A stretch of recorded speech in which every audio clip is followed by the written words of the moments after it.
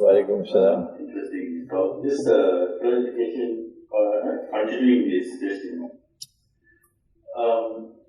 We agree that one of the things is to bring back the monetary integrity. But the political structure of today, global political structure doesn't allow that. Like even when Mahathir said that in 2002, because of the pressure from outside, we were not able to do it. Now anyone who goes against the dominance of dollar also got wiped out. So how do we, move forward so that we all have to go into politics or something like that, because without political will, it's impossible.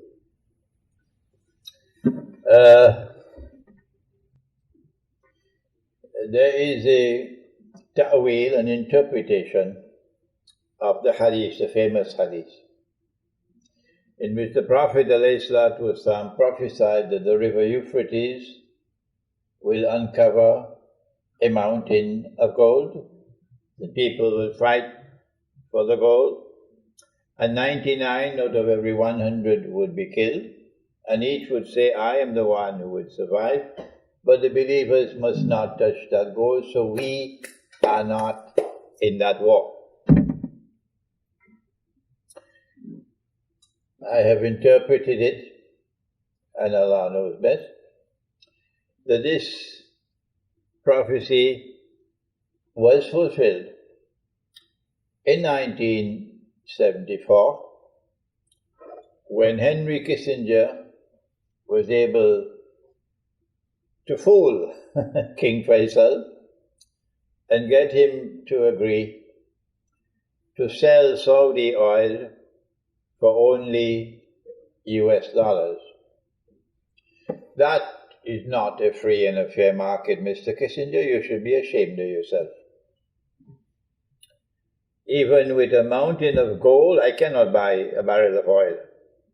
If I want to buy oil, I have to use only US dollars, which, number one, immunizes the US dollar from collapse, because oil is the largest commodity sold in the world market. And number two, allows the US dollar to fly higher than ever before. This was the birth of the Petrodollar, when an ocean of oil underneath the river began to function as a mountain of gold. I was able to make this interpretation, first of all, because I'm the graduate of an Institute of Islamic Studies, where I studied Quran and Hadith, but also because I went on to study international relations, in which I also had to study international monetary economics in 2 universities. But this is not taught in the Darul Uloom. So our graduates have no way of interpreting this hadith. And so the great war which is coming is not going to be fought over Ukraine, or over Korea, over Kashmir. The great war which is coming is going to be fought over the mountain of gold. Russia and China are now threatening.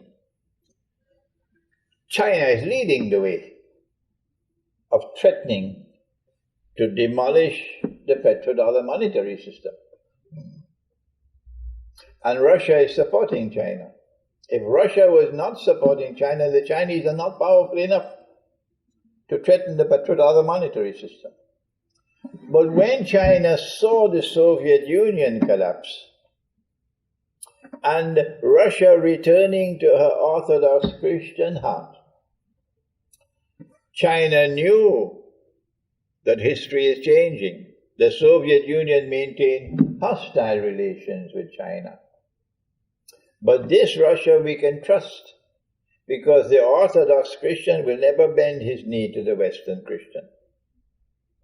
So then began the process which has now culminated with the Russian-Chinese alliance, which is the most momentous event in modern history since the birth of modern Western civilization. When the war takes place, that will be the end of the petrodollar monetary system. But the world is going to be much smaller after the Great War. We know that this Ummah will survive the Great War. Because as soon as the Great War takes place, a Muslim army is going to emerge to conquer Constantinople. That's my book at the back, Constantinople in the Quran. Why would a Muslim army want to conquer Constantinople? What's the rationale? Answer: when you study and you connect the dots, then you know.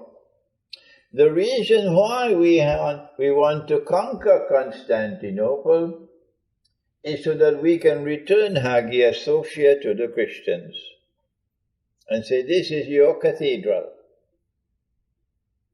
and apologize to them for what Sultan Muhammad Fatih did, shamefully and disgracefully and manifestly sinfully. And I thank Allah that I have the freedom to speak, because I earn my livelihood as a writer. No one can fire me. Shamefully and disgracefully and manifestly sinfully, to take the cathedral and transform it into a masjid. So who will we fight?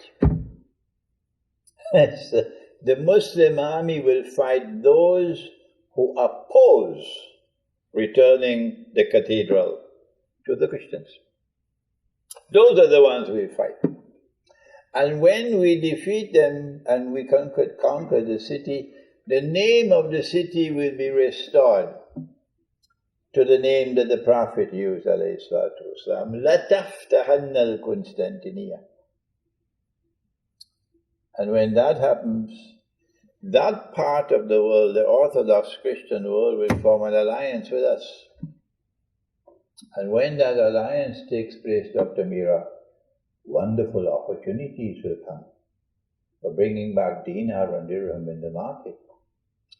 Yes, once that, because then a Muslim army being victorious, goodbye to this modern secular state system in the world of Islam. Because he praised the commander and he praised the army.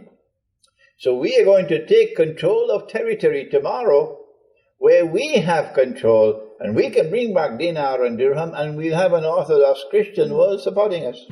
That's a tomorrow that's coming, Dr. Mira.